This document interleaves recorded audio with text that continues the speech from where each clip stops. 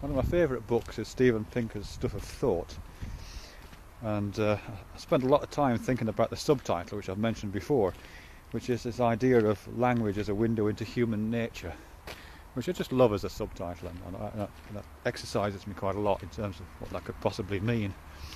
And I've spoken before about why it's a window and why it looks in onto something rather than out onto something, and why human nature is called human nature. But yeah, I want to do two things here. What I'm interested in thinking about is two things. Firstly, that nature bit again. What is human nature? And the second thing I want to try to get myself around to is to talk about the nature of kind of linguistic analysis, and what's going on with that, really.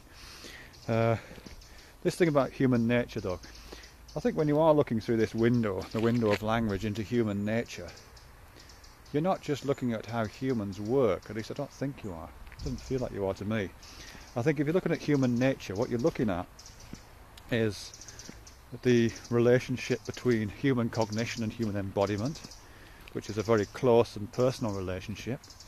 You're looking at the relationship between human embodiment and the social embeddedness of that embodiment, how we as humans operate collectively, and all the variants in that, from very close intimate relationships with family and lovers to more kind of tangential relationships to others that we share a species with.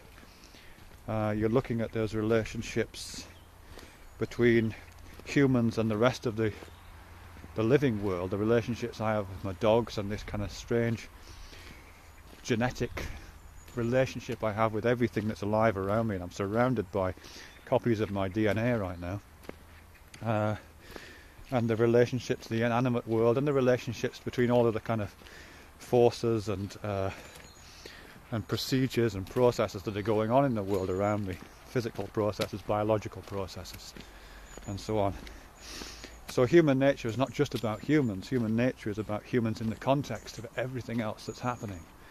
So a window into human nature is a hugely ambitious project, and it's a big picture window that has this strange kind of, it's a Mobius loop-shaped window. It doesn't just look in onto the inner workings of the interstices of the brain. It also looks out onto the relationships that I've just spoken about. It's a very complex nature.